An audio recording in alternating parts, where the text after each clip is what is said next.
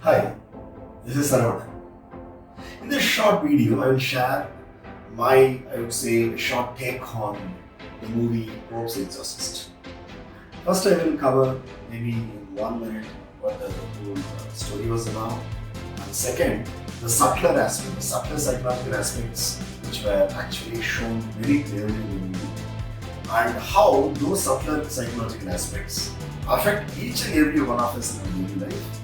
And the last part will also show how this aspect makes each of our life very difficult if you are not aware of it. Especially those of us who are avid movie viewers or series viewers, doctors, healthcare workers, therapists, hypnotherapists, and also for people who are involved in exorcism.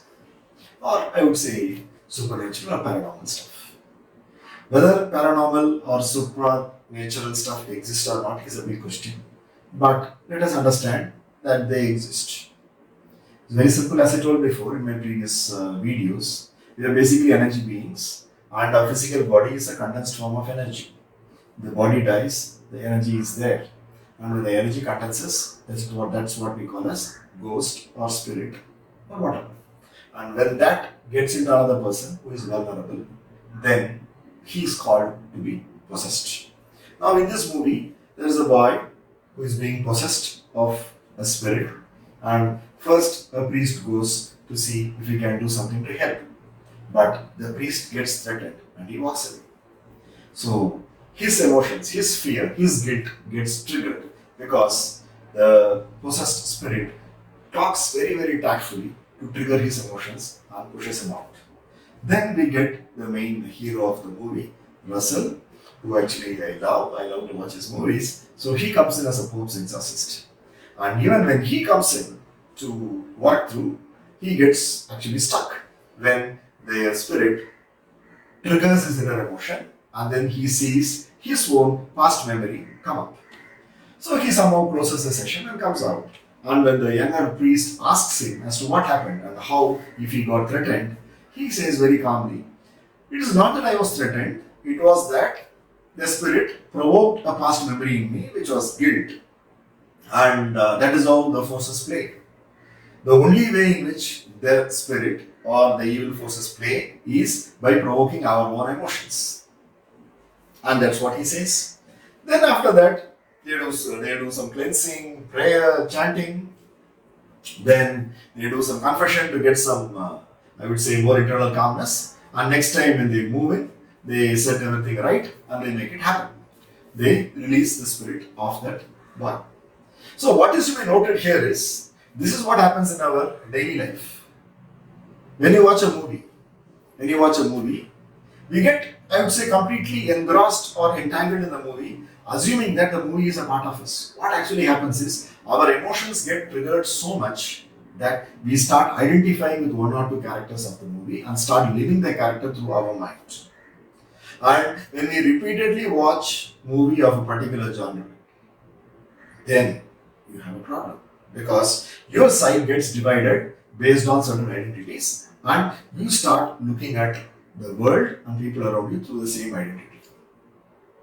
It's true, because that's the only way in which the mind works. It's our emotion which gets triggered. And this is one reason why, especially for an avid movie viewer or a series viewer, you should be very, very, I would say, aware about what types of movies you choose. If it's continuously, I would say, thrillers, give a break and see if you can watch some happy movies.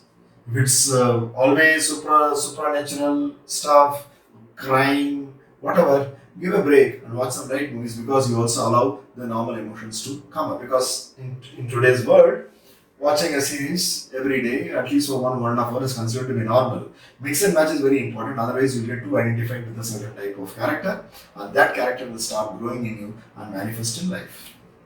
Now, the same principle works even for people who work in high energy zones. For example, 83% of doctors are depressed, or they have one psychological problem or the other. That's the statistics. Now, why does it happen? It happens basically because where doctors are by and large in high energy zones, where there is a lot of sadness, pain, especially surgeons who actually open up the body, they're opening up themselves to huge energy spaces, right? And their energy gets affected. To an extent, when the doctor is young, they're trying to override by using their internal energy. But over a period of time, whatever gets accumulated inside starts sitting inside them and they start taking control of their lives. And that's one reason why that high rate of, I would say, depression or stress is there amongst doctors and even healthcare workers.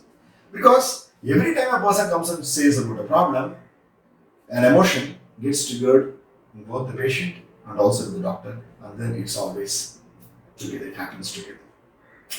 I can develop an artificial type of, I would say, protection by saying, no, I am not affected. But the truth is, the more you say you are not affected, the more you are affected. That's the only truth. Now, coming to psychological counseling or therapy, for that matter, especially hypnotherapy. Hypnotherapy is dense work.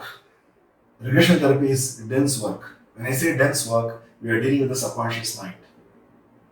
That's one reason why I would say that profession is difficult. It is not as easy as you see in ads. You become a therapist in 5 days, 3 days, and then you start. I'm telling you, it may be dangerous. If you especially when you go into healing professions, which are dealing with energy without sufficient training, with 3-day, 5-day workshops, actually it's more dangerous. The reason is, when you hypnotize the other person and he goes into the subconscious mind, unconsciously you are also in your subconscious mind. Maybe 1% or 10% lower or higher than them. Normally it's better to be lower. For example, if they vibrate at 3 to 4 thoughts per minute, as a therapist, you are efficient if you have just 1 thought per minute, which means you are much lower in your unconscious. When you are much lower in your unconscious, the energetic transfer happens very powerful.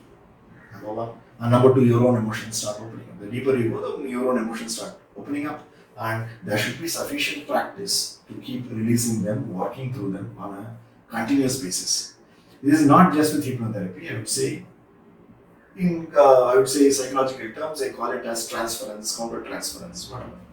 Basically, what is happening is, there is a level when I become a therapist for the first time, or when I'm becoming a counselor for the first time, when someone shares about his or her problem, I can make meaning out of it only by imagining the same thing happening to me. My imagination can be in form of words, in form of images, or in form of internal experiences. But the whole thing is happening inside me. That's the first stage. And though many may deny, no, it does not happen, but it happens. And when that happens, a lot of practices needed. One is personal work. Second is certain practices which can help you to develop.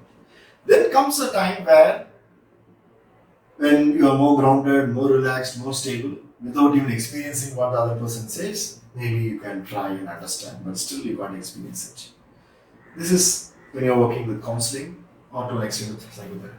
But in hypnotherapy, to say that I can deal without going deeper, I think it's very difficult because it is very deep. And when that happens, it's very important that we do work. Third, when you come to working with supernatural, paranormal stuff, it becomes even more important because that stuff triggers so many, the primal fears inside the therapist are triggered.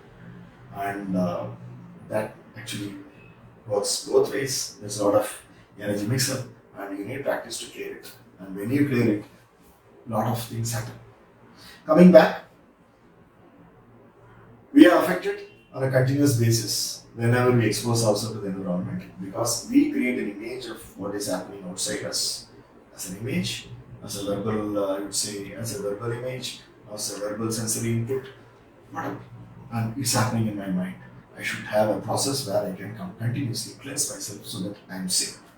When it comes to healthcare workers, healing professionals, it's very important that sufficient practice is followed to ensure that there is a lot of safety. Thank you.